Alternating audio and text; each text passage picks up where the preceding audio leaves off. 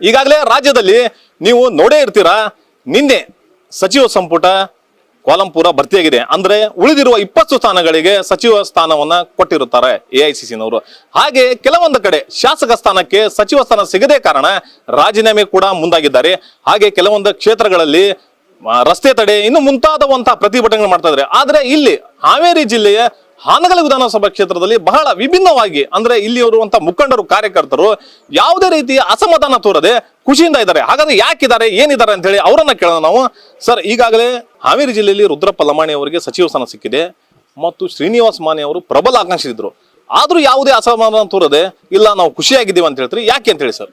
Sir, ನಮ್ಮ ನಾಯಕರಾದಿಯಾಗಿ ಜಿಲ್ಲೆಯಲ್ಲಿ ಸುಮಾರು 6 ಶಾಸಕರುಗಳು ಕೂಡ ಹೈಕಮಾಂಡ್ನಲ್ಲಿ ಒಂದೇ ವಾದವನ್ನು ಮಂಡನೆ ಮಾಡಿದ್ರು. ಏನು, ನಮ್ಮ ಜಿಲ್ಲೆಯವರಿಗೆ ಸಚಿವ ಸ್ಥಾನ ಕೊಡಿ, ಅದು ಯಾರಿಗೆ ಕೊಟ್ಟರು ಕೂಡ ನಾವು ಒಮ್ಮತದಿಂದ ಇದ್ದೇವೆ ಅಂತೇಳಿ ಅನ್ನೋ ಮಾತನ್ನು 6 ಶಾಸಕರು ಕೂಡ ಹೇಳಿದರು. ಸಹಜವಾಗಿ ಶಾಸಕರ ಮೇಲೆ ಮಂತ್ರಿ ಆಗ್ಬೇಕನ್ನೋ ಆಸೆ ಎಲ್ಲರಿಗಿರುತ್ತೆ, ಆಕಾಂಕ್ಷಿಗಳು ಯಾರೇ ಇರಲಿ. ಆದರೆ ನಮ್ಮ ಜಿಲ್ಲೆಯವರಿಗೆ ಸಚಿವ ಸ್ಥಾನ ಸಿಕ್ಕಿದೆ, ಖುಷಿಯ ವಿಷಯ ಸರ್. ಹಾಗೆ ಇಲ್ಲಿ ಮತ್ತೊಬ್ಬರು ಮಾಜಿ ಜಿಲ್ಲಾ ಪಂಚಾಯತಿ ಸದಸ್ಯರು ಕೂಡ ಇದ್ದಾರೆ. ಅವರು ಸಚಿವ ಸ್ಥಾನ ಸಿಕ್ಕ ತಕ್ಷಣ ಖುಷಿ ಪಟ್ಟು ಸಿಹಿ ಹಂಚಿ ಇಲ್ಲಿ ಯಾವುದೇ ರೀತಿ ಅಸಮಾಧಾನ ಇಲ್ಲ ಅಂತ ಹೇಳ್ತಾರೆ. ಹಾಗಾದ್ರೆ ಕೇಳೋಣ ಅವರಿಗೆ. ಹಾವೇರಿ ಜಿಲ್ಲೆ ಒಳಗ 3 ಮಂದಿ ಪ್ರಬಲ ಆಕಾಂಕ್ಷಿಗಳಿದ್ರು.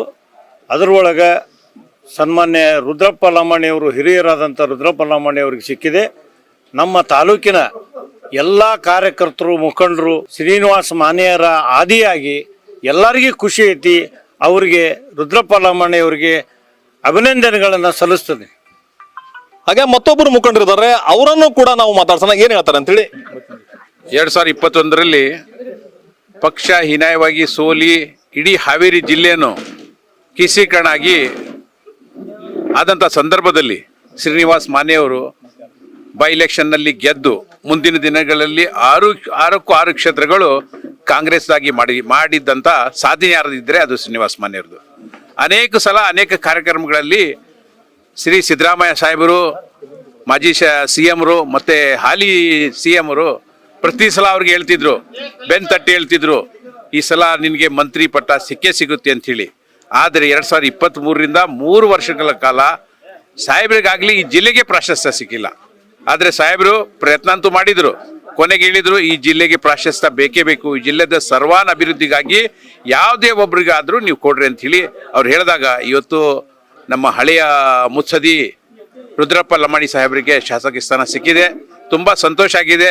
ನಾವೆಲ್ಲ ಇವತ್ತು ಸೇರಿ ವಿಭ್ರಂಜನೆಯಿಂದ ಅವರಿಗೆ ಆದಂತಹ ಮಂತ್ರಿಗಿರಿ ಬಗ್ಗೆ ನಾವು ಸಿಹಿ ಹಂಚಿ ಇವತ್ತು ವಿಭ್ರಂಜಿಸಿದ್ದೀವಿ. ಹಾಗೆ ಮತ್ತೊಬ್ರು ಕಿಸಾನ ಘಟಕದ ಕಾಂಗ್ರೆಸ್ ಮುಖಂಡರು ಕೂಡ ಇದ್ದಾರೆ, ಅವರನ್ನ ಕೇಳೋಣ. ಸರ್, ಏನ್ ಅನ್ಸುತ್ತೆ ಸರ್ ನಿಮಗೆ ಶಾಸಕ ಸ್ಥಾನ ತಪ್ಪಿದ್ಕೆ? ಸರ್, ಫಸ್ಟ್ ಲಿಸ್ಟ್ ಬಂದಾಗ ನಾವು ಶಾಸಕರು, ನಮ್ಮ ಹಾನಗಲ್ ಶಾಸಕರ ಹೆಸರು ಬರ್ತದೆ ಅಂತೇಳಿ ಭಾಳ ಖುಷಿ ಇದ್ವಿ. ಆದ್ರೆ ಫಸ್ಟ್ ಲಿಸ್ಟ್ನಾಗ ಅದು ನಮ್ಮ ಶಾಸಕರ ಹೆಸರು ಬರಲಿಲ್ಲ. ಸೆಕೆಂಡ್ ಲಿಸ್ಟ್ನಾಗಾರ ಬರ್ತದೆ ಅಂತ ತಿಳ್ಕೊಂಡಿದ್ವಿ, ಬಟ್ ಇದ್ರಾಗೂ ಬರಲಿಲ್ಲ. ನಮ್ಮ ಶಾಸಕರು ಫಸ್ಟ್ ಲಿಸ್ಟ್ನಾಗ ನಾವು ಎಲ್ಲ ಕಾರ್ಯಕರ್ತರು ಭಾಳ ಗೊಂದಲಕ್ಕೆ ಇದನ್ನು ಸ್ಟ್ರೈಕ್ ಮಾಡಿ ಒಂದು ದೊಡ್ಡ ಮೆಸೇಜ್ ಕೊಡ್ಬೇಕಂತ ಹೇಳಿ ಒಂದು ಎಲ್ಲ ಶಾಸಕರು ರೊಚ್ಚಿಗಿದ್ದಿದ್ರು. ಆದರೂ ನಮ್ಮ ಶಾಸಕರು ಕರೆದು ಬೇಡ, ಯಾರ ಬಗ್ಗೆನೂ ನೀವು ಏನು ಅವು ಹೇಳ ಮಾಡಬಾರ್ದು ಅಂತೇಳಿ ನಮ್ಮ ಶಾಸಕರು ಕರೆದು ಒಂದು ತಾಕೀತು ಮಾಡಿದ್ದಾರೆ. ಅದಕ್ಕಾಗಿ ನಾವು ಯಾವ ಸ್ಟ್ರೈಕ್ ಮಾಡಿಲ್ಲ, ಯಾವ ಹೈಕಮಾಂಡ್ ಜೊತೆ ನಾವು ಗೊಂದಲ ಮಾಡೋಕೆ ಅವಕಾಶ ಕೊಡಲಿಲ್ಲ. ಆದ ಕಾರಣ ನಮ್ಮ ಶಾಸಕರು ಏನು ಹೇಳಿದ್ದಾರೆ, ಯಾರು ಕೊಟ್ಟರು ನಾವು ಖುಷಿ ಐತೆ ಅಂತ ಹೇಳಿದ್ದಾರೆ. ಅದಕ್ಕೆ ನಾವು ಮುಖಂಡರುಗಳ ಮಾತು ಅಂದ್ರೆ ಸಚಿವ ಸ್ಥಾನ ನಿನ್ನೆ ಪಟ್ಟಿ ಬಿಡುಗಡೆ ಆದ ನಂತರ ಎಲ್ಲೋ ಒಂದ್ ಕಡೆ ಸೋಷಿಯಲ್ ಮೀಡಿಯಾದಲ್ಲಿ ಶಾಸಕರಂತ ಶ್ರೀನಿವಾಸ್ ಮಾನೆ ಅವರು ಒಂದು ಪತ್ರಿಕಾ ಪ್ರಕಟಣೆ ಹೊರಡಿಸ್ತಾರೆ. ಯಾರಿಗೆ ಸಿಕ್ಕರು ಸಚಿವ ಸ್ಥಾನ, ನಮ್ಮ ಜಿಲ್ಲೆಗೆ ಸಿಕ್ಕಿದೆ, ಅದು ನಾವು ಖುಷಿಯ ವಿಚಾರ. ನಾವು ನಮ್ಮ ಕ್ಷೇತ್ರಕ್ಕೆ ಏನು ಅಭಿವೃದ್ಧಿ ಪಡಿಸಬೇಕು, ಹಾಗೆ ರುದ್ರಪ್ಪ ಲಮಾಣಿ ಅವರು ಈಗಿನ ಪ್ರಸ್ತುತ ಸಚಿವರು ಅಂತ ರುದ್ರಪ್ಪ ಲಮಾಣಿ ಜೊತೆ ಕೈ ಜೋಡಿಸಿಕೊಂಡು ಜಿಲ್ಲೆ ಸಂಘಟನೆ ಮತ್ತು ಕ್ಷೇತ್ರದ ಅಭಿವೃದ್ಧಿಗೆ ಎಂದಿಗೂ ನಾವು ಅವ್ರ ಜೊತೆಗೆ ಇರ್ತೇವೆ ಅಂತ ಹೇಳ್ತಾರೆ. ಕರ್ನಾಟಕ ಟಿವಿ ಹಾವೇರಿ.